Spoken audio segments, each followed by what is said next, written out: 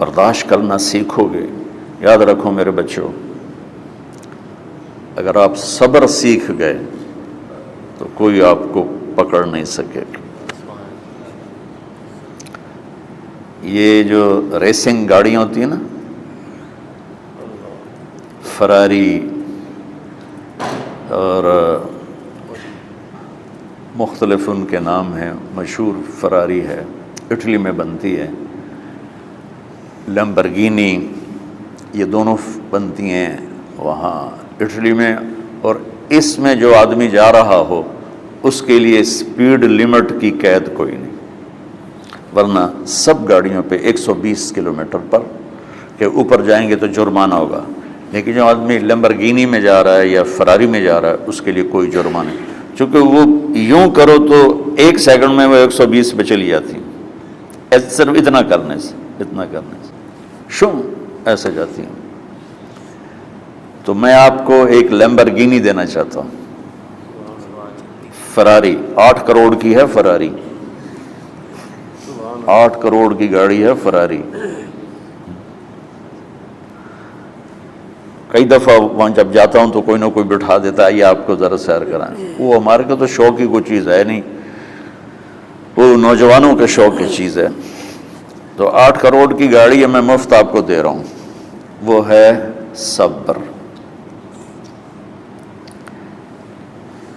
آخرت کے سفر میں اگر تیز چلنا چاہتے ہو اور سب سے آگے نکلنا چاہتے ہو تو صبر کی فراری پہ سوار ہو جاؤ، تمہیں کوئی پکڑ نہیں سکے گا، تمہارے کوئی قریب بھی نہیں آ سکے۔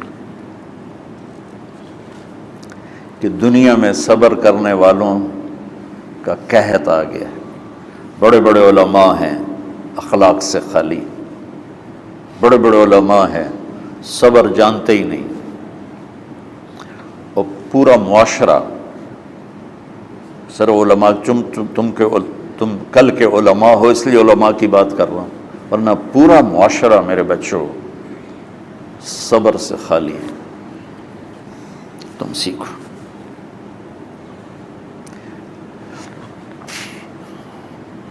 دیکھو میری ایک بات سنو، علم کی کمی ہو تو اچھے اخلاق اس کو چھپا دیتے ہیں، اخلاق کی کمی ہو تو بڑے سے بڑا علم بھی اسے چھپا نہیں سکتا۔ سارے عیب ہوں اور اخلاق اچھے ہوں تو اخلاق وہ چادر ہے جس میں سارے عیب چھپ جائیں گے، اور ساری صفتیں ہوں اور بد اخلاق ہو تو ہر صفت کو بد اخلاقی چھپا دے گی۔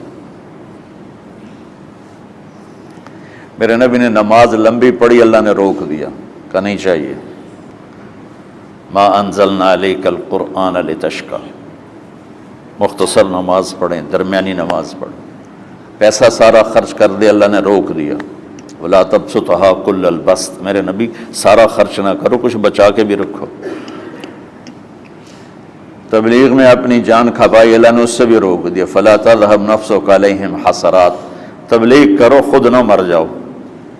تبلیغ کتنا بڑا عمل ہے، اللہ نے کہا اعتدال۔ نماز کتنا بڑا عمل ہے، اللہ نے کہا درمیانہ ہاتھ رکھو۔ مال خرچ کرنا کتنا بڑا عمل ہے، اللہ نے کہا درمیانہ ہاتھ رکھو۔ جب میرے لیے میں نے اخلاق میں بلند پرواز دکھائی تو اللہ نے کہا شاباش انک لعلی خلق عظیم، میرا نبی میں آپ کو شاباش دیتا ہوں، آپ کے اخلاق بڑے عالی شان ہیں۔ یہ نہیں کہا کہ اتنے بھی ذرا تھوڑا اکھ بھی کھائی کر کوئی کوڑا ہویا کر۔ تو تم مولوی بڑے غسیلے ہوتے ہو، تم میرے بچے بیٹھو نا، اس لیے بات کر رہا ہوں۔ صبر نام کی شے ہی نہیں ہوتی۔ فقہ پڑھنا تو ہماری مت ماری جاتی۔ قرآن کو بھی فقہ کے انداز میں پڑھتے ہیں، حدیث کو بھی فقہ کے انداز میں پڑھتے ہیں۔ بخاری سے زیادہ امام بخاری پڑھاتے ہیں۔ ترجمۃ الباب پہ اتنا وقت لگا دیتے ہیں کہ حدیث جو اصل چیز ہے اس کی طرف توجہ نہیں جاتی۔ امام بخاری کی کتاب کا مقدمہ کوئی نہیں، تو اس پر جب بخاری شروع ہوتی ہے تو ہفتہ ہفتہ اس پہ سبق چلتا ہے کہ امام بخاری نے مقدمہ کیوں نہیں لکھا، جی میں سارے مل کے یعنی امام صاحب نے تو گلاں کیتی جان۔ میں اس کا اتنا آسان 1 منٹ میں اس سارے سبق کو ختم کر دیتا ہوں بخاری شریف کے، کہ دیکھو بھائی امام صاحب کا دل نہیں کیا مقدمہ لکھنے کو، اس لیے انہوں نے نہیں لکھا، گل مک۔ ایک حدیث کے عنوان اور حدیث میں جوڑ نہیں تھا، تو شیخ رمزی بہت بڑے فاضل آدمی ہمارے فیصل آباد، میں نے کہا شیخ یہ جوڑ کوئی نہیں، کہ شیخ ھذا من اصعب ابواب البخاری، یہ بخاری شریف کے مشکل ترین ابواب میں سے ہے۔ میں نے کہا بڑا آسان کام ہے، امام بخاری بھول گئے، ترجمہ کوئی اور تھا، حدیث کوئی اور لکھ دی، بھول گئے، بشری تو ہیں، کیوں بچوں نے مصیبت پان دیا۔ تو بچوں شوق سے جاؤ، بہانے نہ کرو، ہماری ذرا تھوک ڈال کے پیٹوں میں درد، وہ شامہ پہ جان گیا پھر توڑیاں، ٹھیک ہے نا۔ میں زیادہ بول نہیں سکتا ہوں، ضروری سمجھ کے آیا تھا کہ تم خوشی سے جاؤ۔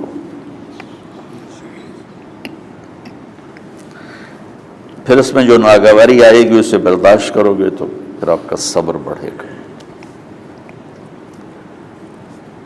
تو میں صرف میری شہرت نظر آتی ہے، اس میں جتنا مجھے صبر کرنا پڑا ہے وہ تمہارے سامنے نہیں ہے، جتنی کڑوی گولیاں میں نے کھائی ہیں لوگوں سے وہ تو تمہیں نہیں پتا۔ اب تمہیں اتنا نظر آتا ہے کہ واہ واہ ہو رہی ہے آگے پیچھے لوگ، میرے اللہ کا کرم ہے، میری کیا اوقات، آج ہوں کل مر جاؤں گا، اولاد کو بھی یاد نہیں رہے گا کہ طارق جمیل کون تھا۔ جو ہے اس میرے رب کا کرم ہے، مجھے اپنی شہرت سے کبھی دھوکہ نہیں لگا۔ تو میرے بچوں اس لیے بتا رہا ہوں، کوئی فخر نہیں، کہ مجھے اپنی شہرت سے کوئی دھوکہ نہیں، ایک لمحے کے لیے بھی مجھے دھوکہ نہیں۔ میرے دل کی گہرائیوں یہ بات اتری کہ سب میرے اللہ کا فضل ہے، اور برائی کرنے والا اور اچھائی کرنے والا میری نظر میں برابر ہو گیا ہے۔ برابر ہونے کا مطلب پہلے سمجھو، تو مجھے گالی دو گے مجھے تکلیف ہوگی، تو میری تعریف کرو گے مجھے خوشی ہوگی، اس کو برابری نہیں کہتے، وہ تو ایک طبعی چیز ہے۔ یہ میں نے ہاتھ پہ اپنا ہی ہاتھ مارا تو اس کو درد ہو رہا، تو اگر میں مولوی شوکت صاحب سے بدتمیزی سے بات کروں گا تو ان کو تکلیف ہوگی، اور میں ان کی قربانیاں بیان کروں گا۔ یہ ذرا کھڑے ہونا، ادھر ہاتھ دو، یہ اس سارے نقشے کے بانی ہیں، یہ پہلی اینٹ ہے۔ یہ 3000 روپے اس وقت لے رہے تھے 1985 میں 86 میں کراچی،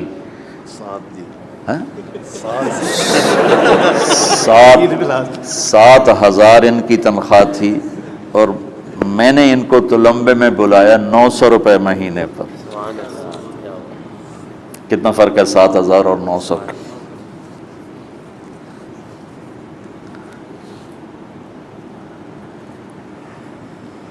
لوگ میری تعریف کرتے ہیں، میں اللہ کا شکر ادا کرتا ہوں، اور اس پہ میں تکبر میں نہیں آتا۔ یہ ہے مدح اور ذم برابر ہو جائے، یعنی تعریف کرنا اور برائی کرنا برابر ہو جانے کا مطلب یہ نہیں ہے کہ برائی کرنا سن کے اثر نہیں ہوتا اور تعریف سن کے اثر نہیں ہوتا، نہیں، برابر ہونے کا مطلب بتا رہا ہوں، اس کی توفیق، تائید، رحمت اپنی اولاد کو بتا رہا ہوں۔ کوئی میری تعریف کرتا ہے، میں اللہ کا شکر ادا کرتا ہوں اور اپنے آپ کو بھولتا نہیں ہوں۔ کوئی میری برائی کرتا ہے تو میرے دل میں اس کے لیے کوئی منفی جذبہ نہیں پیدا ہوتا۔ یہ ہے اچھائی برائی کو برابر کر دینا۔